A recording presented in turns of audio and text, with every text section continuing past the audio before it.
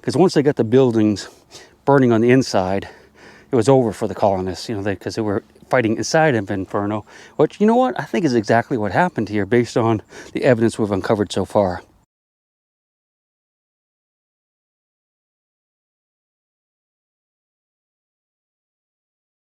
That's a nice piece of flint. I see it. Yeah, sure. You know, I think that's actually, that's a tool, 100%. It's been worked all the way around, broken right there. I mean, that could have been the tip to a spear point. That's pretty cool. Yep. You just dig it in the hole when you got a signal, right? Yeah. Yeah, congratulations. That's awesome, man. I found a few pieces of junk so far, like pull tabs and whatnot, but I got my first artifact, which I do believe is going to be a piece of melted lead or pewter. All right, that is definitely lead, about the size of a musket ball, actually. About the right weight for one. So that could be a melted musket ball. Right there. Lots of flint in here. Big. I think this was an Indian encampment too, probably long before the fort was built, if this is indeed the fort. And this is really one of the key pieces of evidence that I'm looking for, is the melted artifact. Now, I've dug 100 colonial homes over the years, hundreds, and very seldom do you have one that has a lot of melted stuff in it. That tells me that there was definitely a fire. This place burned down. Could have been a colonial home from that era, but I really do suspect it was the fort. It's just the right location, in my mind anyway. Again, no one really knows for sure yet. Just a few feet from where I found the melted, what might be musket ball. Nice little squeaker here. I'm thinking it's not going to be a pull tab. So I thought we'd go ahead and dig this together real quick. It's another one, look. No, apparently that was a musket ball. Something small right in here. It's in my hand. There it is. All right, so what we have is another musket ball, okay? Now this is something we didn't find any of last time we were here. Again, we were only here for like just a short bit of time in the evening, but another musket ball that looks like it could have been just fired and not melted. But yeah, okay, first musket ball from this site. That's definitely a musket ball. See how it's flattened? That could have been actually fired into the palisade wall. You know, like I said, the trees had to be between, I think, 12 and 18 inches by regulation, and it would stop a musket ball. This was probably fired into the palisade wall, and probably from a really close distance, because it's really mushed. A lot of the ones we find out here, like in the other field, aren't that much. They're just kind of misshapen. That hit something pretty hard, pretty close. Okay, not too far from the last bullet I just dug. Lots of flint in the ground. This is from the Indians who were making tools, arrowheads, all kinds of stuff here. Spear points. Big Indian settlement. Like I said, it could be hundreds of years, or even thousands of years before this fort was built. However, nice squeaker right in here somewhere. Right in here. I don't see it yet.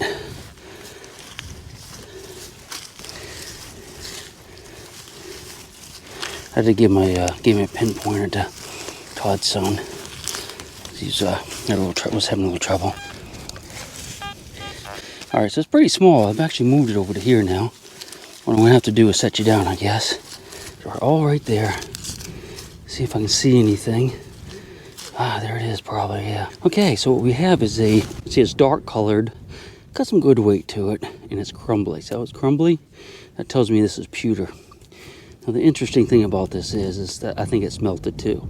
This could be part of a spoon that melted, a handle, or you know, just a blob of pewter that melted. So if this is, we're still very close, if not inside of a structure, or at least the palisade walls, because we're still finding this melted stuff. That's the area where we're finding all the melted stuff. I moved quite a distance away. I came over here because the grass is really green in this little area where I'm standing.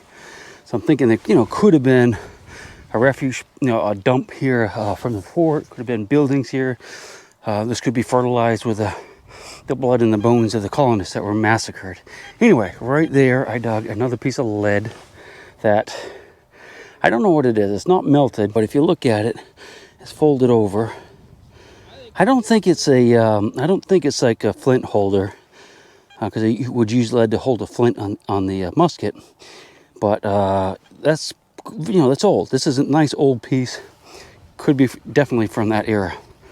Beautiful old hand-forged spike of some sort with a nice wide head on the end. So that's not going to be, you know, that's going to be used to hold, well, I don't know for sure. but it's not like a typical nail. Still in the general area where we're finding the stuff, there's that old boat, and just dug up this nail. So it looks a little darker in here than some of the other places I've dug. So this might be a good place to really concentrate. There's lots of little pieces of iron just like this. A nice signal here, and it's a beauty. This is actually, it looks like flint, but I think this is actually melted brass.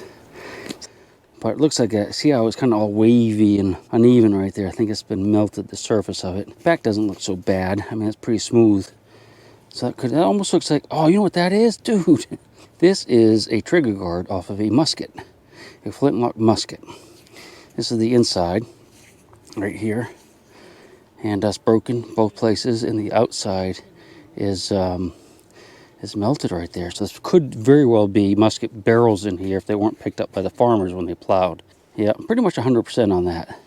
Part of the trigger guard. That's awesome, dude. Another clue toward this being the fort. Another clue.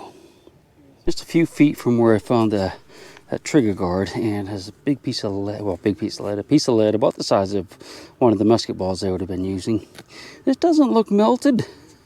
It looks fired. You know, in fact, that we're finding fired bullets, if this is fired and not melted, kind of leads me to believe that we may have just discovered another aspect of this whole story. Because if you watch the other videos, and in case you haven't, there's another fort nearby that fell the following day. And the Indians, the Indian chief convinced the people inside to give up, because he said they'd let them go. If they just gave up, they'd let them go, and they'd just burn the fort. They proceeded to massacre just about everyone. I mean, they tried to kill everyone. A couple escaped. A couple of the women were taken as slaves up to their home up in Ohio. The Indians, you know, the tribal homeland up in Ohio. And later they were ransomed off for money and were able to come back to the European civilization. However, we do know in history they didn't fight. This might be proof, finding fired bullets inside the fort, and probably with inside the, you know, the palisade walls at least, that they put up a fight. I'm starting to believe that now. This is the second fired bullet unmelted that we found. Isn't that cool? Right in history, man. I tell you, we're doing it today. This little strip I'm hitting right along here between the boat and the trash. A lot of iron in here. I'm getting some pretty good artifacts. That's where I found the trigger guard that was melted. And one thing you probably already understood when I was talking about it, but I just want to make sure. Finding the fired musket balls within the fort site, the colonists are not going to fire musket balls at their own fort, at their own home. And the Indians that attacked them had muskets. The French supplied them with muskets, so they would have been out here firing into the fort. Just to be clear. I know you guys probably already figured that out, but beautiful signal. Looks like we might have a button right in line with everything. Right there. What do you think? That looks like a piece of horse tack. Oh, dude, it is. Okay, this is great, because this will really help us date the time period of this place better than even maybe the buttons I have, because the buttons are all melted. That's a nice piece of horse tack, and that's early. Doesn't appear to be melted, so this could actually be outside the palisade walls, or just didn't burn. Oh, one other thing I want to tell you. When I was looking at Google Earth, one of the images I got showed what appeared to be a circular line coming across here and going about halfway out across there back around the hill, which could be where they had the circular palisade wall. Or it could be what they call fairy rings. The fairy rings are a type of fungus that grow in grass like this, and they make rings. I didn't see any others in the field like it, although there's a faint hint of one not too far from here, so I'm not 100%. But when we go to look for the walls, I'm going to grab a hold of that picture and come right over to it and start probing right there. But first, let's look for some more artifacts. Yeah, let's do that, because they are. Nice signal here, dug it up. And do you know what that is? I do. This is a part of a ramrod holder that would go in on a musket. Now, I don't know if we'll be able to identify the musket, like being a brown bess or something like that, but I suspect we will. It's been crushed, but that's where the ramrods are going right through it. So we're finding pieces of at least one musket in here. That is absolutely awesome, dude. This is the fort. It would be really hard to convince me otherwise at this point, but Let's dig a few more targets, just a few, to make sure. What do you say? Oh, and just so you're clear, one reason I'm not too concerned with digging all these artifacts is that everything we're digging is in what they call the plow zone, where horses and or tractors have plowed the ground. Everything's been tumbled over. It's out of context. To an archaeologist, it basically has zero value. Maybe 1 or 2%. Not a lot of value in this. What they need to find is the stuff under the plow line. That's in context, like the post holes. That will tell them for sure what was here. Stuff on top, you know, it could have been, someone could have thrown this out 30 years ago just to fool people. There's no way to say definitively that didn't happen. Now, you know, it's unlikely, but it's not a 0% thing. Nothing nice brassy right in here. I just saw it. Is this it? There's something made out of brass. Ah, it's in my hand. All right, this is a, wow, that is, looks like another piece of maybe a ramrod thingy, but I'm not 100%. Let's clean it off a little bit. It's possible. It's different than the one we have just found, last target I think, but it's got the same type of top. So that probably is another ramrod holder, maybe slightly different. This might be melted. Once we get that cleaned off, we'll know, but it's evidence of 2 muskets in here probably. Still lots of flint from which could be a previous occupation. That's awesome, dude. Absolutely awesome. This is a great day. This is one of the best days, best feeling days that I've had in a long time. I mean, you have to remember too, you have to be a little bit somber about all this because everyone here was killed. There were no survivors. Their story has never been told, and we're kind of starting to tell that story. And when you find a melted button, and that could have been on the person when it was on fire. So you have to remember that too. But I'm just so happy we're telling the story, and yeah, I am. That Todd says he got a button over here, so let's go take a peek. He's kind of in the same area where we first started. Let's see what he caught. Oh, he's a cutie. Is he melted? It looks melted. It's rough. Can I see it? Yeah, but it's an old shank. All right, that might be a vent hole, vent hole button.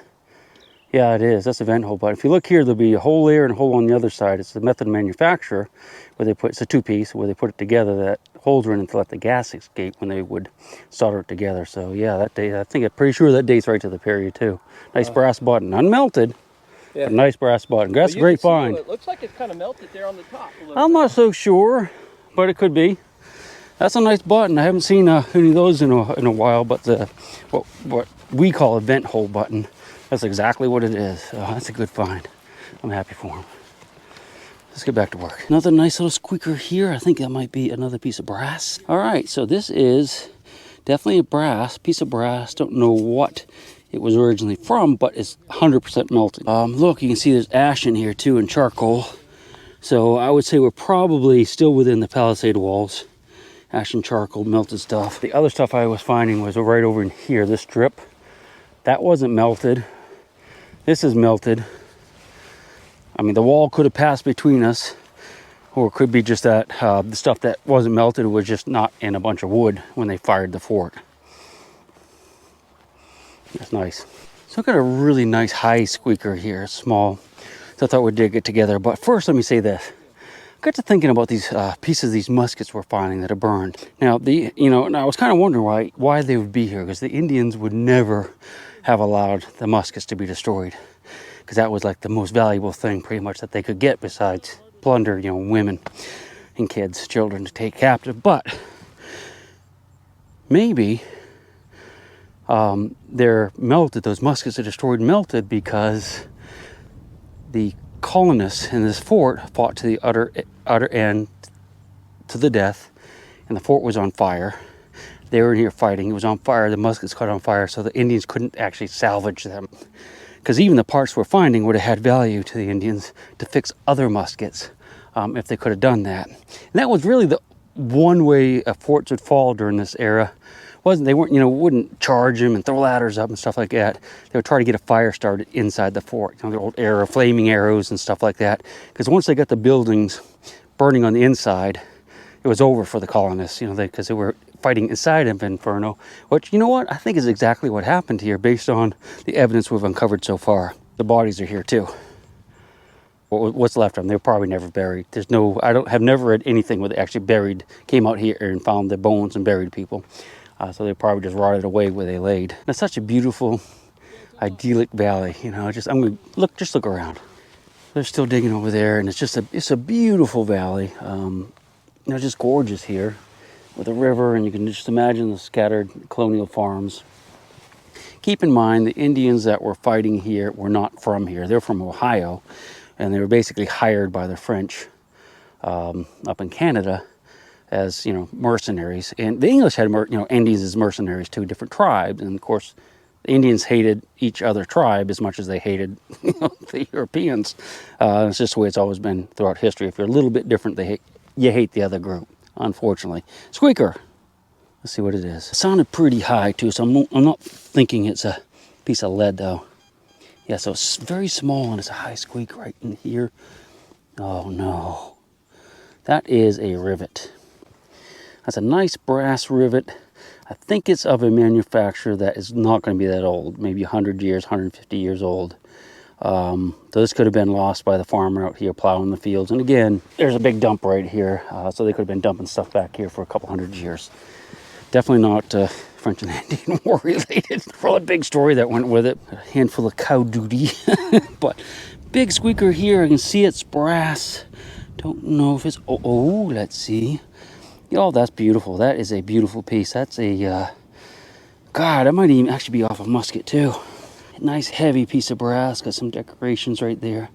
Broken there, broken there. Yeah, I'm thinking that's off a musket.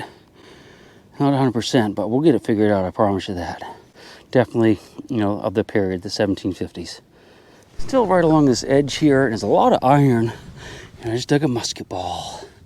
Looky there. This is a dropped one. So, not fired. You can see the sprue on it. That's where it was cast. Dropped, not melted. Could have just been bashed into the dirt before the fire got it. Ah, beautiful, man. Absolutely gorgeous. Now I have cow duty on my pants. I was covered with it last time I was here. Still, detecting this line right here. Now this ditch that runs down could have been there then, or this could be a more recent artifact of, when the farmers are plowing in the fields, the rain washes all the dirt out. It's just strange that right along the edge we're finding so much stuff. There's actually a little weird thingy right there too. But anyway, I got a good signal here, kind of a mid-tone, musket ball-ish. See if you can see it. I don't know. I'm not seeing anything. There it is, heavy. All right, so what we have here is a chunk of melted lead. So again, this could be a musket ball that was in the walls of the fort, the palisade, or whatever, that caught on fire and it melted. That's one explanation of how it got melted. And this is just Indian flint. Again, could predate the fort by 1,000 years. Good, nice. This was down deep, this signal. So I'm hoping it's going to be old. It's not 100%. Probably that right there is probably a piece of melted lead. Yeah, that's what it is. Another piece of melted lead. Wow. That could talk. Another musket ball. I can't tell if that's been fired or not. If it has been, it didn't hit anything close. That could just be where it was poured. I think this is likely just a dropped one as it is fired, really. We'll keep looking around this little area, see if we can find a little pile of them. So I just talked with Todd, and he's finding a lot of melted lead where he's at. And I think I might have just found a coin. Right there, look. An old one.